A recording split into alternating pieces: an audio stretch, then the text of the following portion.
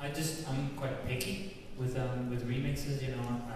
For me, well, first of all, the edit thing. For me, an edit is kind of like Ron Hardy style, you know, where you would just pick a track and make it sort of DJ-able, if that's an actual word, you know.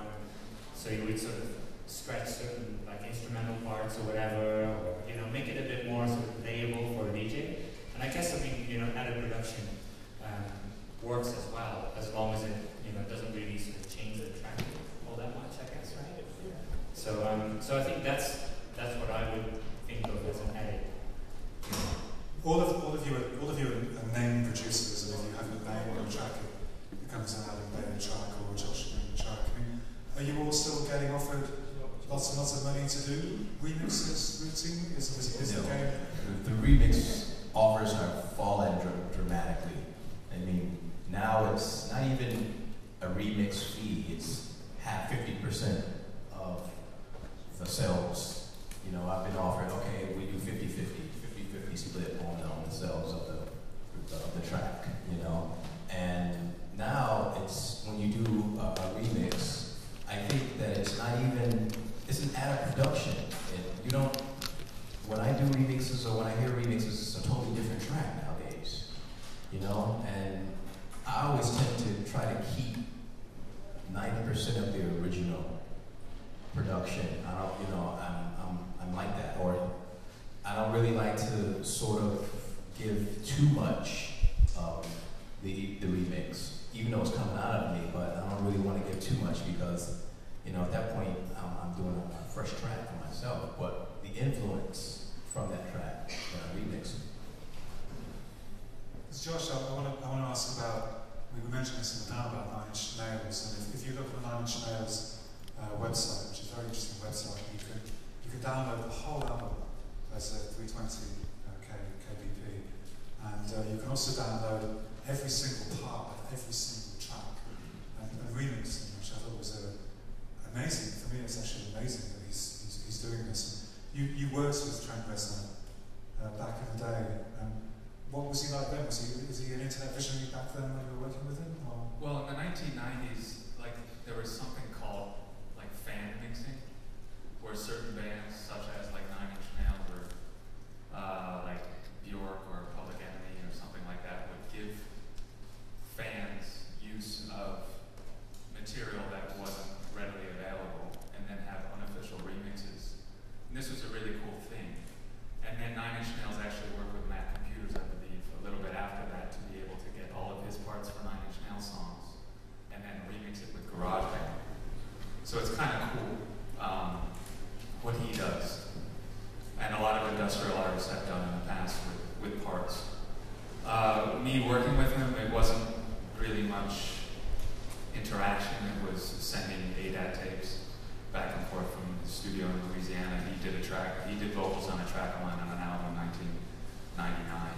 So, I mean, he's a beast in himself. He's always doing something unique and different, but he's not the only one that was doing these kind of things, especially in the 90s. And then the advent of adding an acapella to a dance 12-inch record.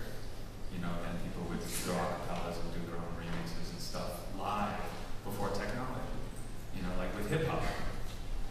Hip-hop people would create their breaks by buying 2 records and then doing their own live editing, live remixing on the fly.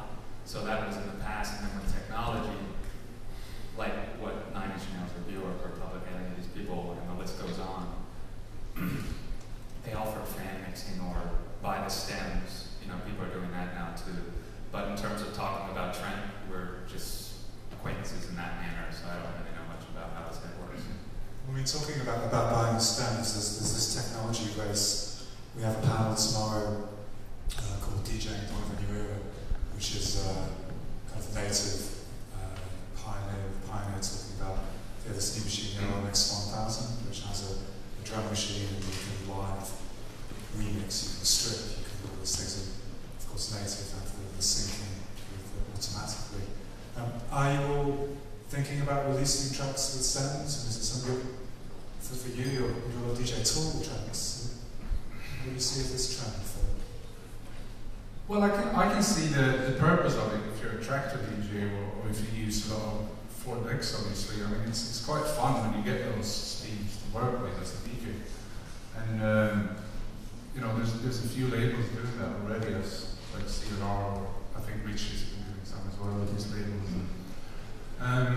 So yeah, I mean, I embrace new things happening and technology. I'm not too sure if I'm going to do it myself with Drumcode, because we don't do much remixing in general at all. We're focusing more on original production. So why are you not doing much remixing? Because it's quite kind of a totally labeled, and I think even though we have big records and big hits within genre, we don't maybe necessarily have that much remixable elements. So I tend to keep just the absolute biggest things for remixes, and then the rest is, because we go on really fast as well from one thing to another. And I kind of like, I like original tracks and original production, you know. So I think the market is pretty swamped with remix. Everyone is remixing everyone, and a lot of the times you get offers like, "Can you remix this track?" And you're like, "There's, you know, it's another drum tool. What do you want me to do with it?" It's just because they want my name on the release. And it doesn't make any sense to me, really. So. Yeah, every track doesn't need a remix. Exactly. I do the same with my label. Almost everything is original material. I think I've done maybe 2 out of the 20 records I put out were remixes, and basically those 2 were by artists that were so far sort of removed from my own music that, you know, they would have to do something completely different with it, or, you know, so there was still sort of a challenge to listening to the music and be like, okay, what would, you know, so and so do to my stems or whatever. But I think, you know, there's much more value in original production. You know, it shows much more of an artist as well. I think if you can listen to someone's original material. And I think some of the first remixes I've done, I would just pick maybe one tiny little element of a track and just build a completely new track around it. And you always used to piss me off as well, because I was like, here I go again, I'll give away another, you know, great track by me, but it'll have someone else's name on it, you know. But on the flip side, some tracks, well, on the flip side of it, the remix is good for another genre. I mean, you can get someone from a totally different genre to do a remix of your track, and you have, you know, 5 different remixes for every different genre, which hits every market. Not every market, but more markets than what you would have touched with that one track. So it can be good in that way, just to have a versatility of sounds. But when you get some of the same artists from the same different labels to remix the same tracks that everybody else has been remixing, you sort of, you know, kind of fall in that category of, you know, just one continuation of releases and genres from the same labels, you know. I think when I started out and, you know, got like my first remix offers, yeah, I would just pick stuff from different genres, just because, you know, if I would remix, for instance, an indie band or whatever, then, you know, those people that listen to the indie band that might be a little bit more open-minded would actually sort of connect to what I did to the track, you know. So that was kind of my sort of strategy to spread my sound, and you know, just make sure that my sound would be sort of, you know, heard by a lot of people. But the thing is, it did change a little bit over time, you know, as you know, when sort of my name grew or whatever. You don't get contacted that much by really interesting artists anymore, but you get contacted by managers, and it's all like, you know, we're looking for a remix for such and such, and you know, usually the money's pretty bad, and it's much more, you just become sort of like a, I don't know, like a marketing tool, you know. They don't even really seem to care what the remix sounds like. It's much more like, well, as long as it has Martyn behind it, and, you know, 1 + 1 means so much sales, is blah blah blah. So you become sort of a, I don't know, like a bit of a play ball, I guess, for the industry.